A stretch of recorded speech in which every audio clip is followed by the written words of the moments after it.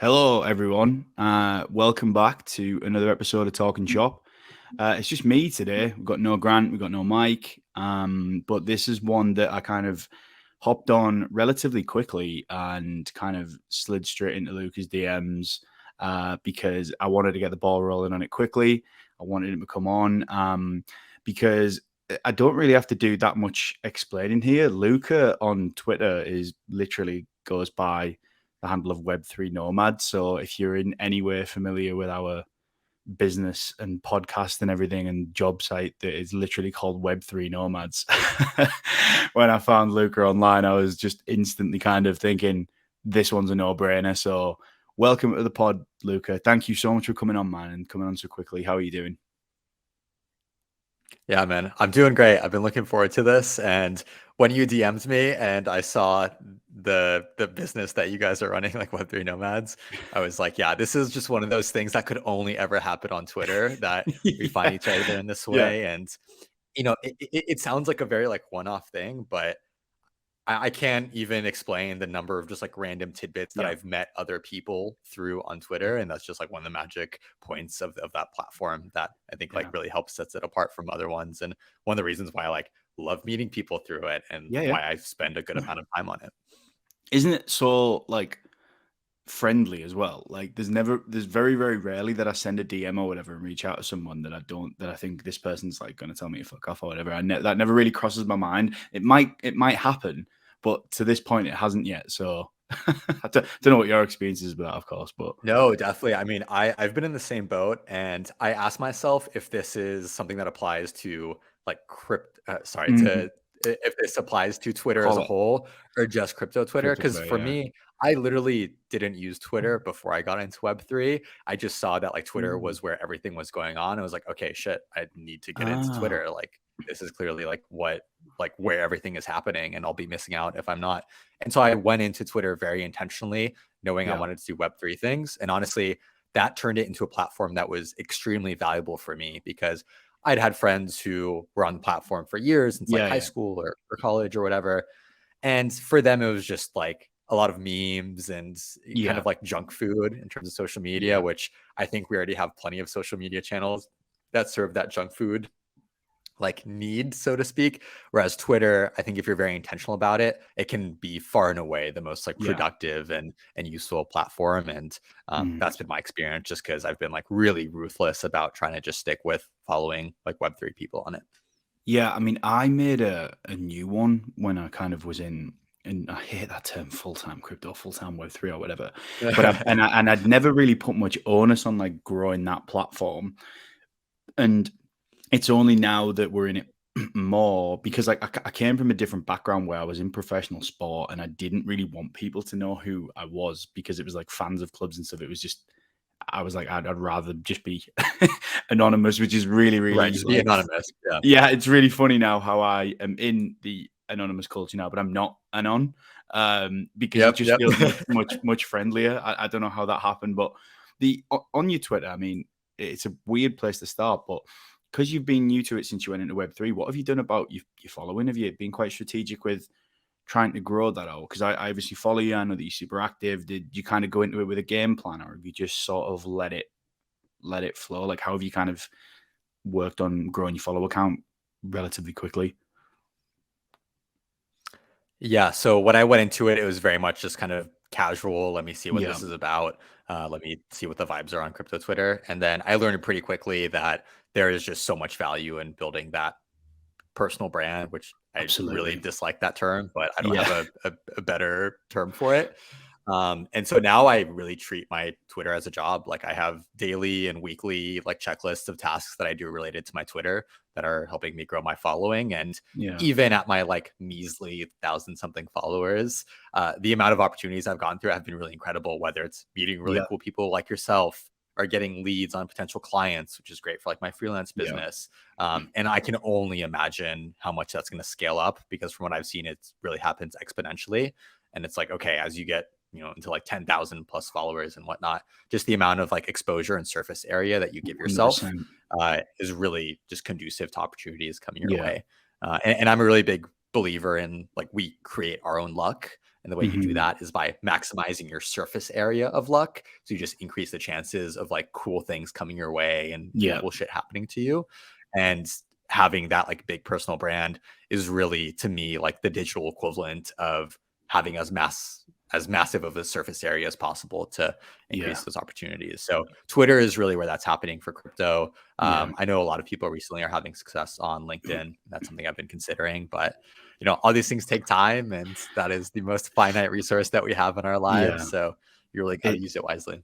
it's a slog as well, isn't it? You kind of look at Twitter and then you kind of think Oh about yeah. LinkedIn, which and talk about like LinkedIn is a bit of a cesspit to me, but then I always have this in like battle where I think I kind of know I have to play the game. I really, really don't want to play the game, but like unfortunately, I'm probably going to have to address that at some point, as well as Twitter. To be fair, because as you're right, the personal brand thing is becoming more and more apparent of how important that is. I like the way you put that as well about the opportunity thing as well. That's a really nice way of looking at that. Yeah, yeah. No, and you're so right. It is just such a grind. Um, I I am like honestly pretty proud of myself for how long I've Yeah, stuck with it, because I've been doing this probably consistently for the last, say, like 6 to 8 months. And yeah, this all came as a result of a realization that I had towards the end of 2022. And what it was the fact that the only thing that separates me from people who are successful or who've made it, or however you want to refer to them, yeah. is that they just picked like one thing that they were going to do, and they showed up every single day and did Hmm. the same boring, rote, repetitive tasks to make that happen. Whether it's growing a Twitter account, whether it's growing a YouTube channel, this especially applies to the content related, applies Yeah, to businesses as well, but they're like the day to day might be a little bit different. Whereas something content related, you just need to you need to do the same thing so consistently that you get bored of them, that you start freaking like hating them. You're like, I don't want to do this anymore. And only when you hit that feeling are you like kind of onto something, because it takes yeah. that much determination. And I mean, I very much have had moments where I'm just like, man, I'm so tired of this. Like, what am I getting out of this? Like, where is this Hmm. going? And then, I'll get like one good thing come out of it, and that'll keep me going. And it goes up and down, but ultimately, like, I've put these processes in place where I don't give myself a choice. Like Yeah. every Sunday night, I sit down, I draft my tweets for the next week, I schedule them. Hmm. Those are good to go. Every day, I have my checklist of like, okay, I'm gonna interact with accounts on these different Twitter lists that I have. I'm gonna write like this many threads, and really, you need to turn it into a Yeah. job almost. Like you need to turn it Yeah. into something that you just do out of discipline and not out of motivation. Because I have weeks when the last thing I want to do is spend time on Twitter, but it's like you got to do what you got to do, man. And that's Yeah. that's kind of the sacrifice that I think it takes to have that consistency, which I very much have faith that, a couple of years down the road from now will make me hopefully one of those people who Yeah. someone might call like successful, or look up to, like in that regard. It sounds like we consume a lot of the same content. I'm not going to start naming names of all these Yeah, people it's that we probably watch online, but I'm hearing a lot of things that I'm like, yeah. And I also love how we've like immediately gone off track in the first like 10 minutes. Like Luca and me were hey, talking that's before what we we like to came see, on. man. We were saying about like how I, there's I I I can already tell that we'd be able to talk for just hours on end, and yeah, like I no know, man, I issues. know. Well, that just means that this can't just be the only one. Then, quite clearly, you could be the No, mascot. definitely You not, could man. be the Web3 Nomads mascot, mate. It's ready made for you. But like, let me You're right. coming in, coach. Let let me get to the starting point. Obviously, we're late in this, but so tell me and people listening kind of what you're doing with your days, because if you spend 2 minutes on Lucas Twitter, you'll instantly see that he's kind of around and about working, quite literally living and breathing the Web3 nomadic lifestyle. Let's go with the kind of crypto origin story leading up to what you do today.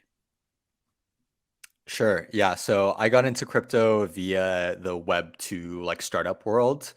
So back when I was in school, I just knew, I think since I was really young, that I wanted to like be in the tech industry. Yeah. I just wanted to like build cool things. And the way I saw it, human evolution was no longer biological, it was technological, just because the pace of change Hmm. through technology is so much faster than the scale of biological evolution. And obviously, like kind of growing up, learning about like the Facebook stories, and like I remember following the Facebook IPO and being like, damn, I want to do something like that one day. Like that Hmm. just sounds fucking awesome. Like leaving Yeah. your mark on the world, kind of Steve Jobs-esque.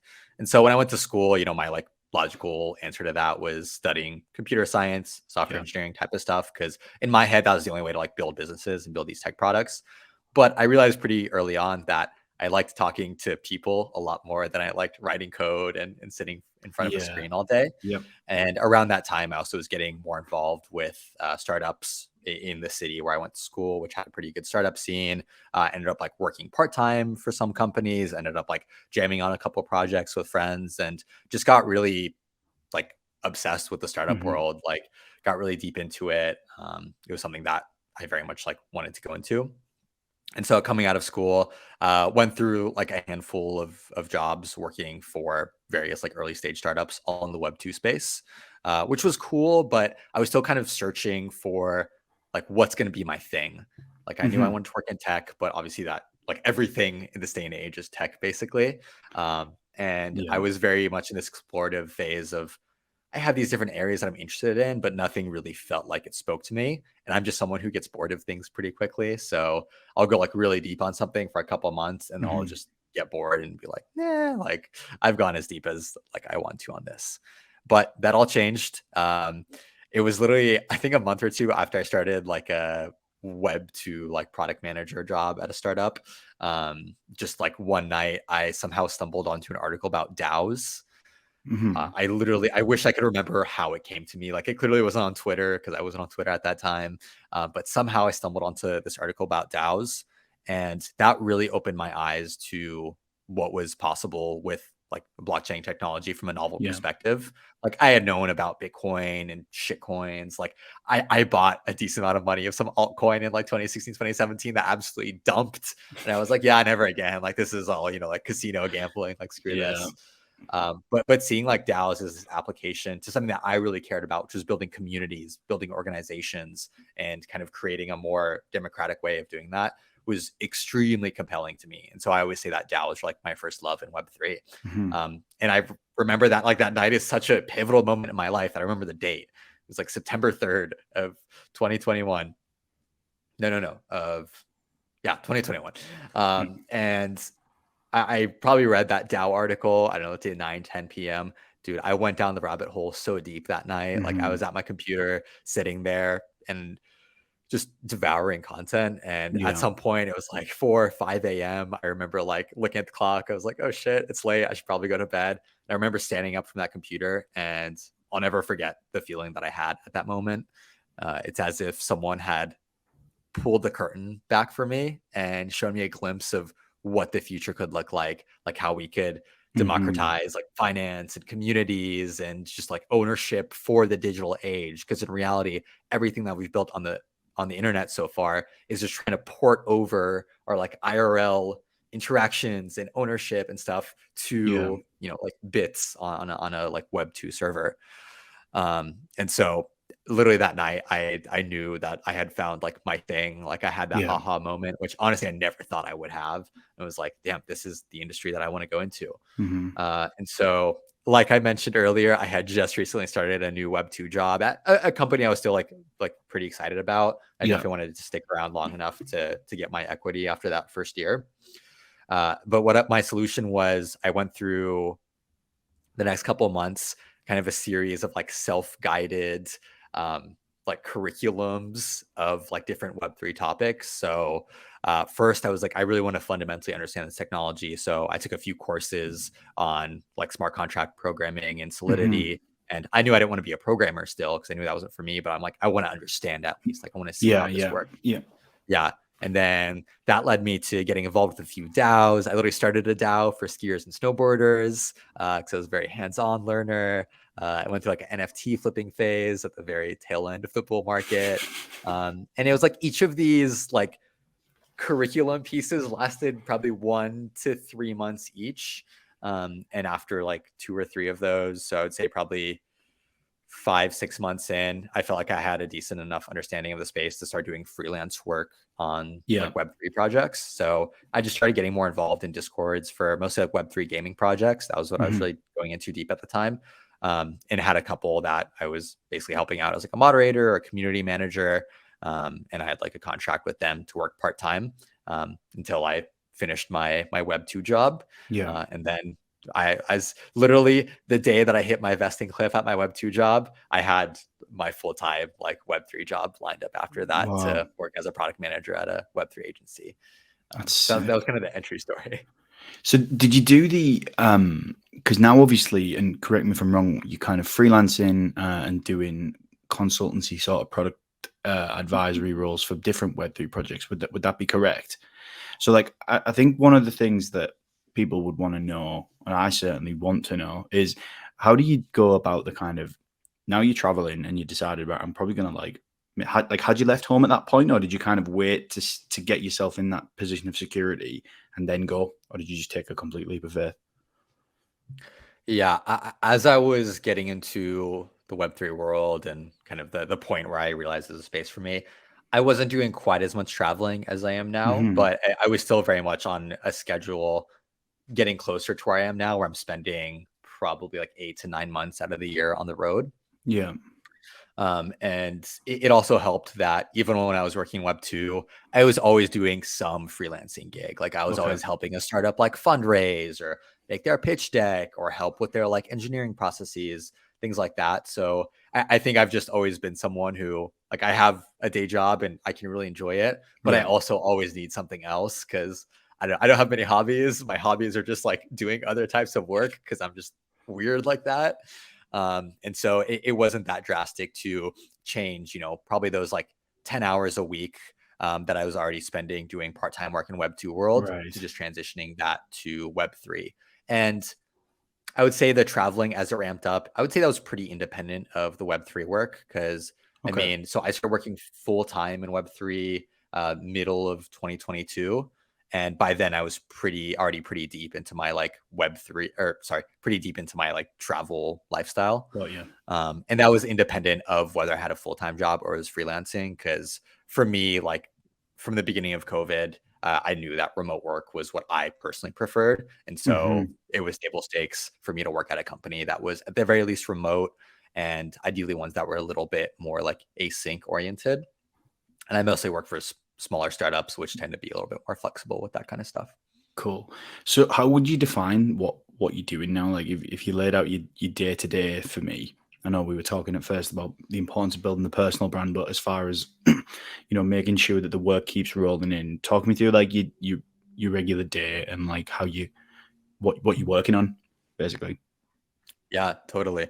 Yeah. So the way I brand myself right now is that I'm a freelance Web3 product manager. So I Hmm. have that background in Web2 PM work and combining that with my knowledge of Web3, I'm able to provide like a pretty unique offering there to a lot of different companies and particularly working with a few different Web3 dev agencies. So these are teams that will have like really talented Web3 developers but usually they won't have a need for like full-time PMs on staff. So that's where Yeah. they would bring me on.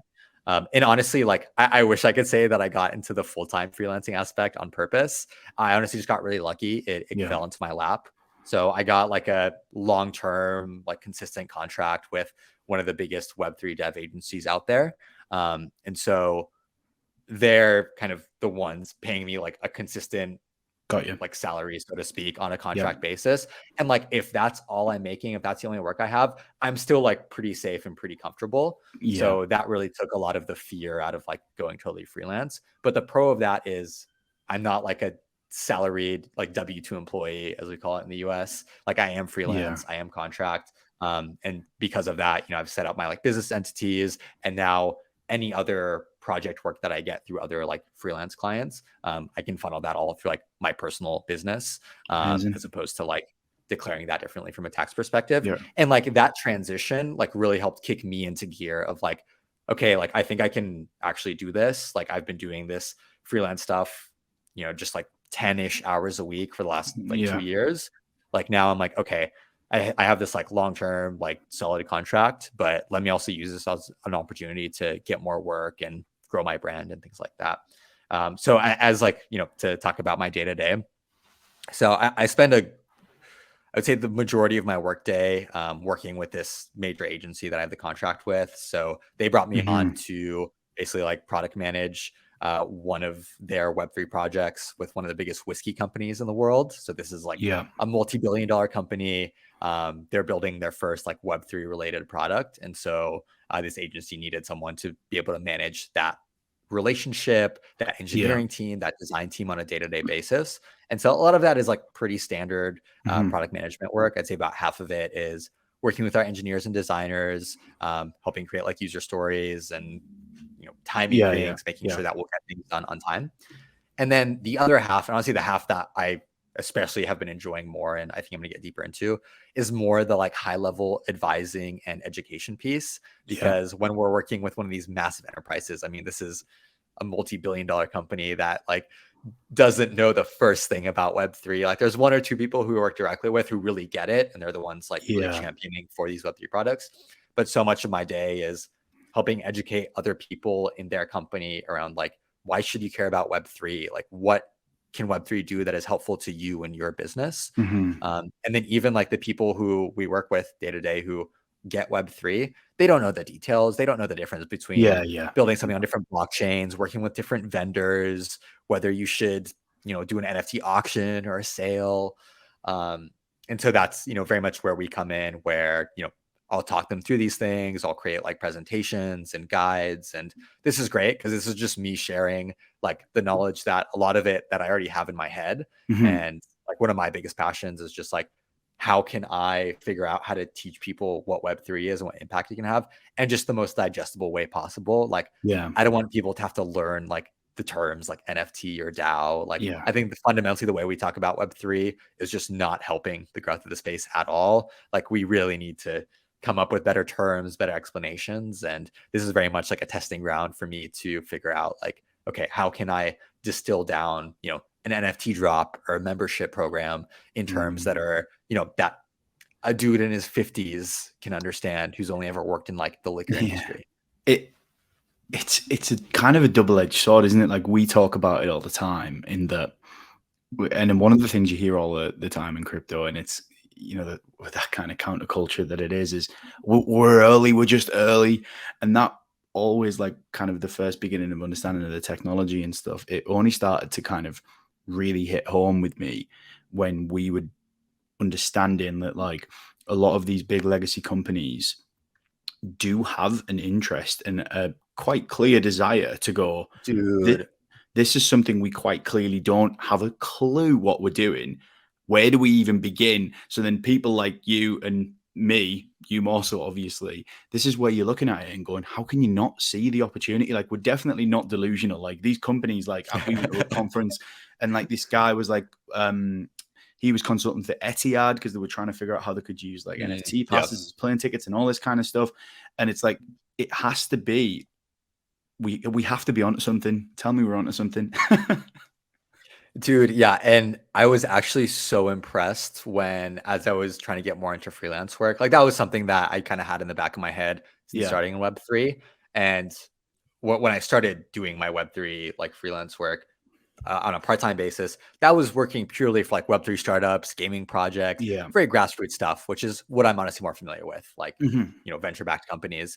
But as the bear market came like more into full swing, pretty much all the work that I had coming in through those companies, either like they couldn't afford to pay me anymore, or I just wasn't getting as much like influx of work through that channel.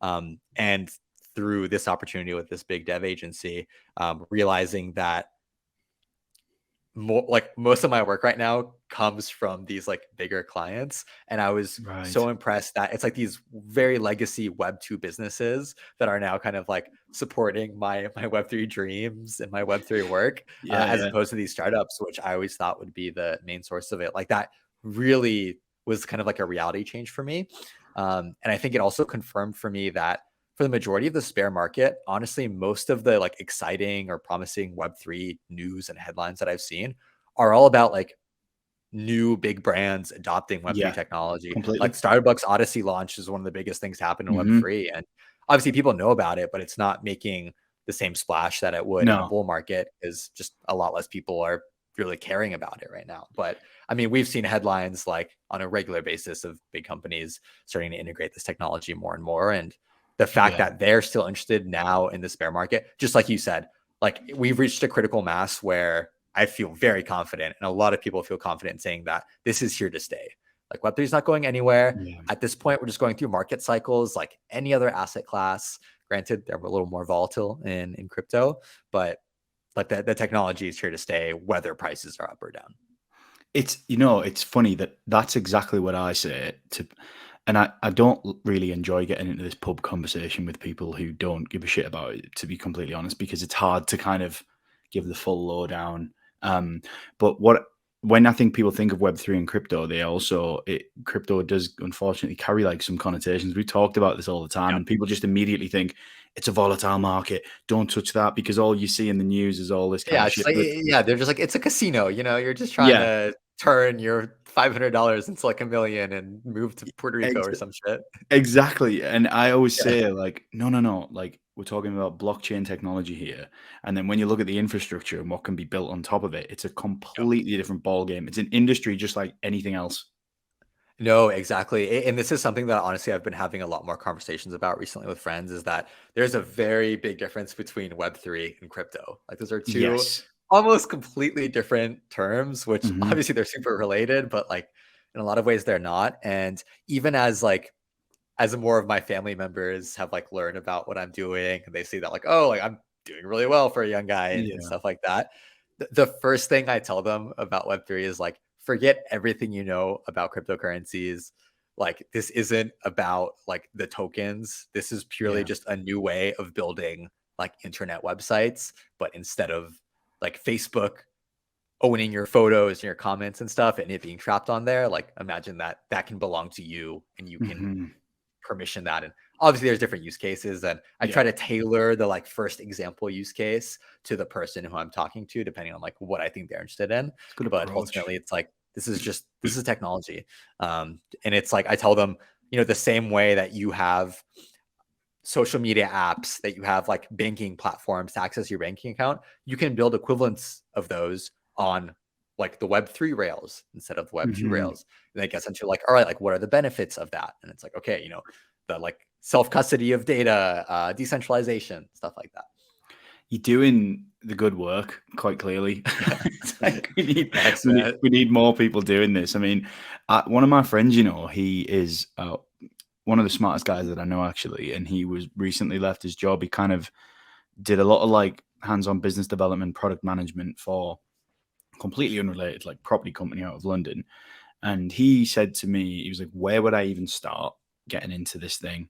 And as I was saying, that's the trickiest bit to explain, because he is somebody that I know would 100% have a successful career and shit tons of opportunities in Web3 if he could, like, and I sometimes like think, where would I tell somebody to start? Like, what do you need to like look at first? And obviously for you it was the DAOs and all that kind of thing, but then you do very much learn the ropes along the way as well, don't you? And I do. Yeah.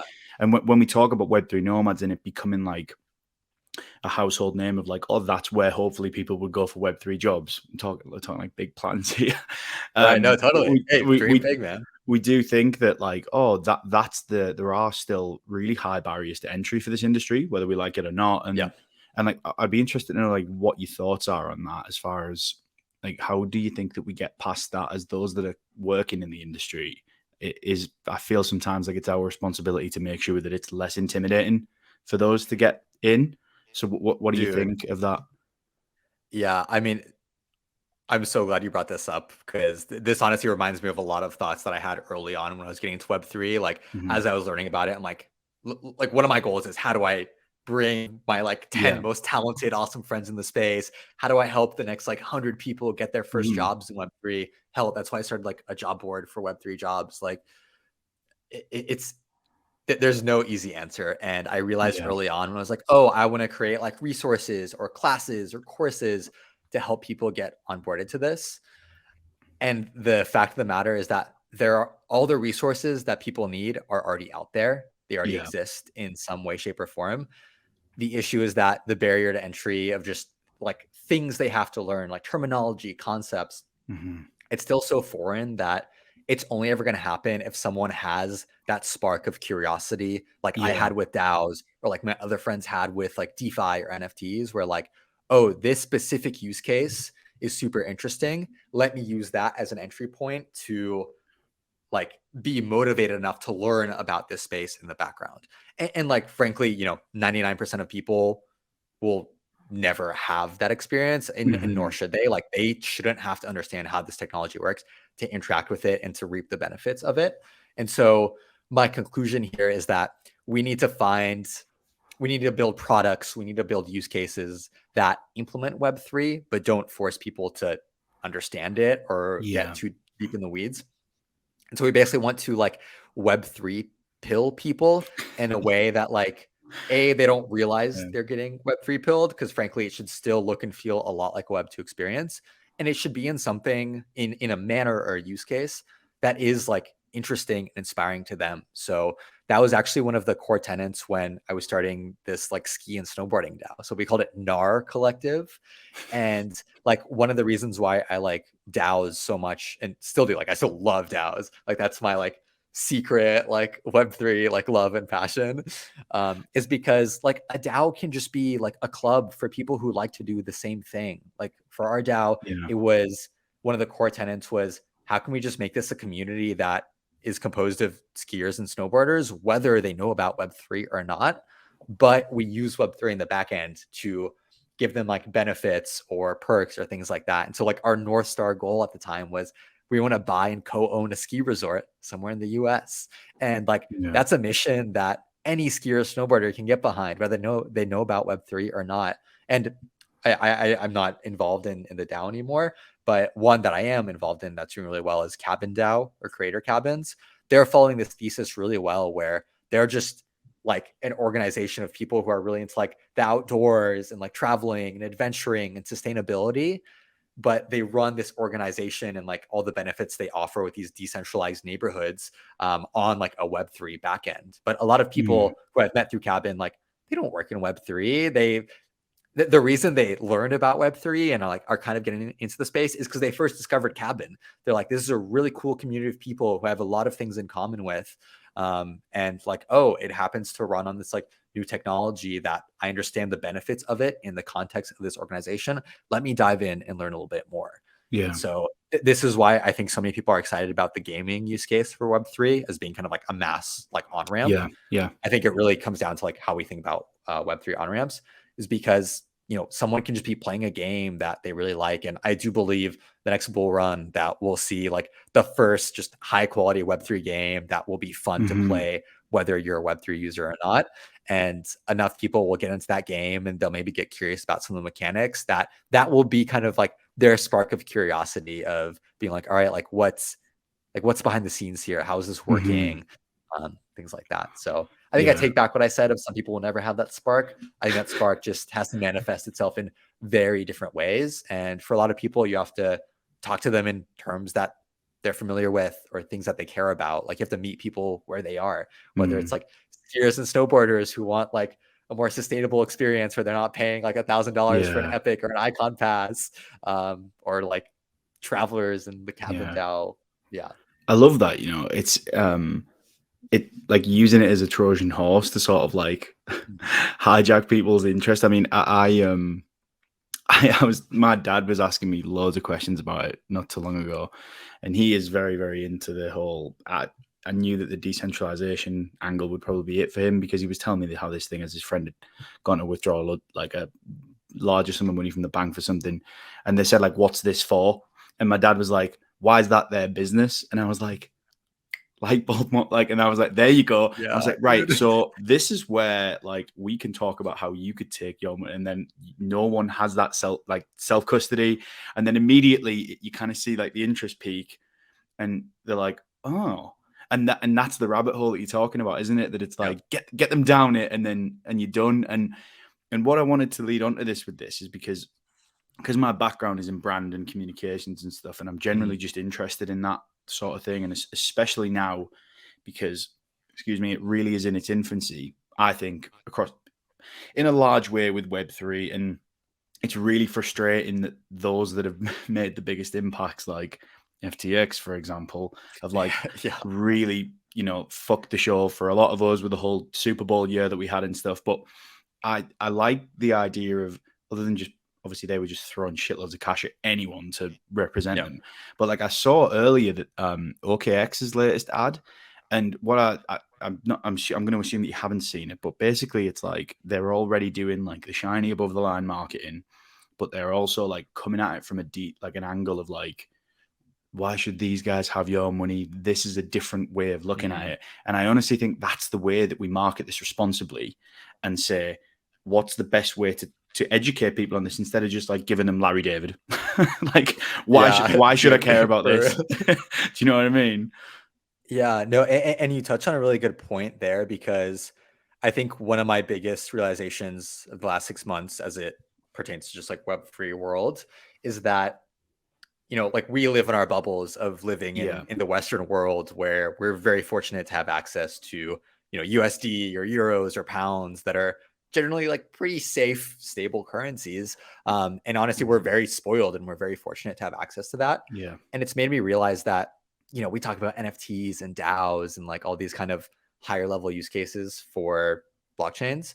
But really the only use cases that like fundamentally matter to most people around the world are just the ability to send money across borders with like Yeah. minimal fees, the ability to invest in a vehicle that is outside of your own economy. And so I've been getting really passionate about this idea that like Web3, like like the base use cases are not built for me and you.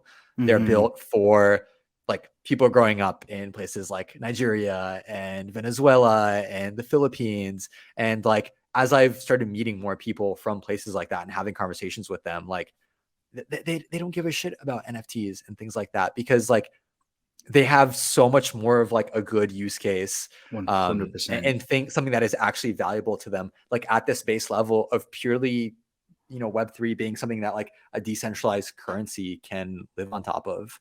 Yeah. And I want like more people to realize that because obviously the use cases are less like obvious for someone like in the US. I think Yeah. that specifically that OKX example of like, oh, like actual ownership of your money, doing what you want with it. Like I know during COVID, we saw a few cases of, for example, like there was a protest of some truckers in Canada who like didn't Mm-hmm. want to get vaccinated or whatever.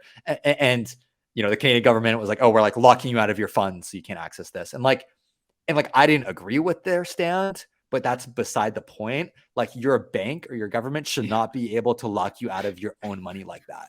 And like and Yeah. even like I disagree with what they are doing, but I still believe like that should not be like allowed to happen. Yeah. What? And so that's kind of very much like a micro case of what we're seeing, on the level of like countries and continents around Yeah. the world. And like I've been really trying to get deeper into like understanding the stories of people from those backgrounds because it's just so different from the way that I think about Web3 and most people who we see on like crypto Twitter and shilling shit coins and stuff. It's like, no, dude, someone living in a place like Nigeria where their national currency inflation is at 20 to 25% annually on average. Like, dude, we think US inflation is bad right now. It's nothing. And you have places that are so much worse than that.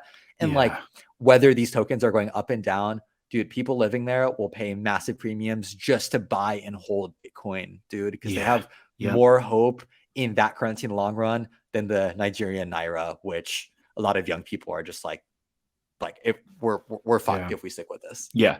We spoke to a guy called Ivan Hong, and he works on a project company business. I never quite know what the term is, really called Request Finance, and No, I basically feel they, that. yeah, the long and short of it is they do like crypto invoices for companies. They kind of make it really, really easy to validate those business. And Ivan was saying, and it was the first time he made me think that, and we were talking to him on here, and he was talking about how it was like pretty much level in the playing field, really, like in more ways than you could ever think of. And like we are so privileged to being born and brought up where we were, and I don't think Yep. you often realize it. And we have a media kind of small media company that we're building out content platform in Blockmates that I don't know how familiar you are with yet. And we have some guys that write for us from like some of these countries that we talked, and they are like incredible as well. And the skills that they bring to the table and everything, and you just think this space in industry, as you quite rightly say, if you look past the nonsense that can be sometimes the shitcoin world or the NFTs and all this kind of stuff, it's like people don't. I wish that it was more in the conversation about the opportunity that this industry Yep. is creating for people. It's incredible, really. And I don't feel like I sound insane saying that either. It's like nice to No, get. totally. Yeah, and it's I think part of the reason why that's not part of that's not like the discussion that a lot of people have is because like we're so used to like new technology coming from the West. I mean, like Yeah. I'm from Europe. I like grew up and live in the US now, and it's like virtually every technology that's happened in the last like 100 years Mm-hmm. almost, not every obviously, but Yeah. like Yeah. has pretty Yeah. much come from the US or like Silicon Valley or like, the internet, the Yeah. smartphone. And like we're so used to being the creators and then the exporters of this technology. And we're like, okay, like now like India is becoming more like mobile online and stuff like that. And for the first time in what feels like a long time, there is a major technology that was not like started in the West and is not an export of Mm. the West. Like Bitcoin's origin story, no one knows who created it, but it was Yeah. something that because of its base level use cases, like it just makes a lot more sense for people living outside of like privileged Mm-hmm. Western countries. Like in my head, like that technology was basically built for those people who have those needs. And if you don't think that, like Web3 has a lot of like practical use in your life, then you're fortunate to be able to have Yeah. have that approach first off, and then it's just a matter of like, okay, like how do we build use cases on top of that actually makes sense to people? And I have no doubt that those will come, but we're still very much in this like hacking discovery kind of phase that Yeah. like the internet went through as well. Like the internet used to be like the thing that like the weird nerds were working on the weekends and LimeWire and stuff like that. Napster and like Yeah, it's like random pirate shit like that. pirating movies and music and shit. Yeah, and it really took, Yeah. like a few very big popular platforms to get people online in ways that provided them value, whether it was something Mm-hmm. like social networking, there's something like Yeah. online purchasing. Yeah, and like who's to say what those use cases will be for Web3? But I think we'll, find out in the not too distant future here. It's what I'll say, and I obviously can't speak for everyone because I don't know everyone. But one of the things that we tend to find, and this is definitely the case for me, is I've been lucky enough to work in other industries that I love and I'm passionate about. But there's something about Web3 that it feels like once you're in, uh, people don't tend to like go, no, that's not for me. There's like this really immediate kind of curiosity that these really great minds are quite clearly all agreeing on that, oh, there's something here. And that to me is even more exciting. Like when you meet other people in the space, like even yourself and like some of the other people we interview on this, like everyone feels like we're onto something, and it's really positive. I feel. Yeah, I couldn't agree more. Like I have never been part of a space that has this level of like good vibes, for lack of a better term. Like Yeah, just like you yeah, mentioned earlier, like yeah, you can reach out to anyone on crypto Twitter and like they'll probably reply. And even if they're a big account, if they don't have time, they'll never be a dick to you. I've never had yeah, anyone in Web3 in my like year and a half in the space ever say anything like mean or bad to me. yeah, And yeah. granted, there are exceptions out there and there's Obviously, yeah, crazy things happen like NFT communities and things like that. But it's such a special place. I think one part of that is because of that activation energy that's required to get into it. Like that yeah, filters a lot of people out. Like if you've come far enough to just like be in this specific Discord server or like be active on crypto Twitter, like you've already passed so many hurdles to get yourself there. So yeah, it's like already, I'd say, a pretty self-selected group of people who really care about the space. And then I yeah. think one thing that the Web3 industry has going for it that nothing else has is how essentially like meritocratic it can be from the Mm, perspective of people just creating value in the space. yeah, Like, I mean, I've met high schoolers who are doing amazing things in Web3, whether it's like building products, whether it's building their brands, whether it's helping like teach or onboard hmm, others. Like, what other industry can you be literally anyone, anywhere in the world, and with enough like commitment and curiosity, like you can really make an impact? and Um, I, I literally met people who are like teenagers who are like badass like community managers and like yeah, building cool shit. I'm like, I've never seen this anywhere else. And this is like not that atypical in this industry. And it's just so exciting. It's like these people, they worked hard and and found and made their way. And I think this space in the stage it is now, it lends itself especially well to people who are comfortable with blazing their own trail, because there's so little like historical evidence here. There's not a lot of like footsteps to follow in. And so I think people who tend to be like more entrepreneurial or like risk taking, or like just want to go out and like set out on their own, I think the Web3 space, at least at this stage, is attracting a lot of people like that, which makes it so exciting. And it's like being on crypto Twitter, you know, some days it just feels like it's really like exciting, like frenzy, like, oh my God, like there's so many things happening, and so many cool people. And oh dude, I love it. Yeah, I mean, again, it's like we said, I knew that this conversation could kind of be like a really long pod, and we were always trying to keep them like relatively short, but I'm not bothered here because we're getting so much juice out of it. So I'm trying to think about like what else I want to like pull out of this before we have to call it. And what I do want to talk about, which I thought we would maybe talk about first and we haven't even got there, is the lifestyle that this obviously allows you to provide. Obviously you are currently traveling and like moving around and stuff, so I don't know whether you want to kind of tell me about that, and how do you find working on the road, you know, is the best bits, and kind of the bits that make it a bit of a pain in the ass sometimes as well. Like, what, you know, how do you feel about the kind of lifestyle that you live in on this weird path at the minute, I guess, slash industry? Right. Yeah, I think the first thing I'll say is that everything has its pros and its cons. Like truly, every decision, and you know, living nomadically is a pretty big one, comes with its fair share of sacrifices. And ultimately, it comes down to just each of us deciding like what is most important to us, like what would we rather prioritize, and what are we willing to sacrifice for that. And that's something that I've very much become more aware of in my last year of nomading and kind of accepted. And the reason I say this is because, right, like I've worked in an office before and obviously, you know, lived somewhere consistently. And I've done the full-time nomad thing where it's like every month I'm moving somewhere for like 6 to 9 months on end.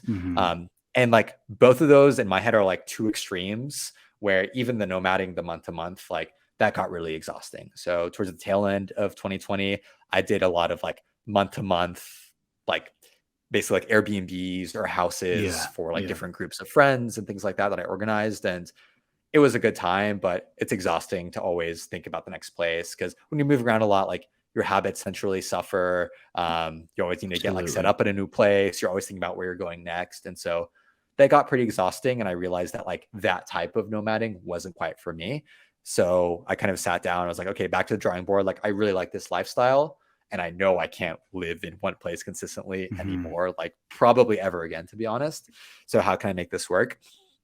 And so now I'm basically on this schedule where I'll probably spend, let's say, 8 to 9 months out of the year, like traveling, but I do still have like a home base, like have an apartment that I do call home, where I can get my mail, where I like keep my stuff. And I found like the right ratio of traveling to being at home for myself of what makes me happiest, where like when I'm at home, it's a really good time for me to be heads down, really like focusing and going through like a grind season, catching up with friends, and really taking that time to like recenter myself and refocus like my healthy habits, like going to the gym on a regular basis, eating healthy, waking up early, things like that.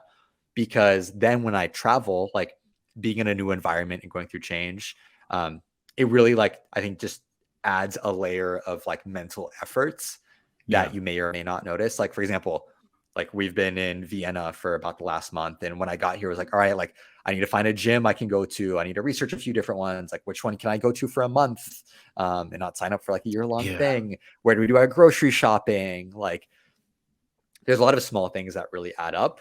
And I really need, for me personally, I need that time at home for me to like 100%. refocus down on those like good habits so that I can carry them forward when I'm traveling. And like the good part of this is I used to be someone who like hated being at home. I was like, it was boring. I need to go somewhere else. But now it's like when we're traveling, like I like also look forward to being home. Like I love the traveling, but like it really makes me appreciate the times when I am home and the times when I get to catch back up with my old friends. Because one of the biggest sacrifices I've realized is like my girlfriend and I, we do almost all of our traveling together. Like, we're really tough people to be friends with, and obviously we have a lot of friends like back in Austin where we have our apartment. But they know, like, we're like, all right, guys, we're gone for the next 3 months. Like, probably like don't Yeah. invite us to anything, so we'll have to say no, kind of stuff. And like our friends, they're kind of used to that, but that's a challenge. Like, we miss our Yeah, of friends, course. and Yeah, we yeah. miss our like nice amenities at our apartment versus, like the Airbnbs we're staying in. So it's very much, it's trade-offs. And I think it Absolutely. really Yeah. comes down to like every person, if this is like a dream that you have or lifestyle you want to try, like give it a shot 1 or 2 months at a time and use that as like doing a few rounds of trial and error to see like what is your exact balance of digital nomading. Like, Hmm. I have friends who literally the entire year they're on the road moving on a monthly basis, and that works Hmm. for them. And you just need to, like I said, figure out like what works best for you. And what's nice about this lifestyle is you can go to another city and spend like a month or two there, and like see what that's like see how that makes Yeah. you feel. Like, do you really miss home? And you're like, okay, like I want to maybe do this like once or twice a year, but not too often. Do you have more like stamina for it? Like, Yeah. it's all just personal preference. And like the only way you figure these things out are by trying them. Yeah. So what I want to end this on then is, if you were going to give a bit of advice to someone who was completely new to this thing, and similar to like what I mentioned my friend about like where would they get started, what would you say? Granted, that's an incredibly broad and general question, but like other than like kind of what we've covered already, like how would you kind of sum it up and say like what this opportunity of being in this industry means for probably you personally, and like why they should care? Of working in Web3 specifically. Yeah. Yeah. I think what it comes down to is if you're someone who's relatively early in your career, or even if you're not, even if you're just trying to Hmm. make a career pivot, I don't think there is a more exciting space, both in the short run and the long run, combined with the amount of opportunity it has for someone who really wants to put in the time and get involved. And getting involved, like, it's sometimes it's work, but a lot of times it's like pretty fun. Like, it is just meeting Hmm. people, it's having conversations, it's like being active on Discords and on Twitter, and just seeing where that goes. And the fact of the matter is, like, no one in the space knows what's happening. If they tell you they do, they're just bullshitting. Like, they have no clue. And everyone, at the end of the day, I think everyone's here like have fun. Like, obviously people want to like succeed and make money and stuff, but there's just a lot of potential. Like, the energy is electric. And I think if you're looking for a place like make an impact, especially like for me early in my career, like when I got in this space, and granted I'm still pretty early, like one of the most Hmm. exciting things was like it felt like a lot of other industries had already been established. And if I want to Hmm. do anything meaningful in them, I'd have to put in my time, work my way up the totem pole, Yeah. go like step by step by step over like years and years. Web3, I feel like I can just come in and do that like, within my like first year or two, because it's just such a like open field of opportunity. Um, yeah, I That's think great. I'll leave it on that. That's great. Thank you so much for coming on, man. That was every bit as good and as enjoyable as I thought it was going to be. And we will leave it Yeah, no, there. I had so much fun, man. Like, I could have a ball just talking to you for a couple of hours, probably Cool. more. So Let's get you definitely back do on, this again. man. You'll have to be back. Let's get you back on. Thank you so much, Luca.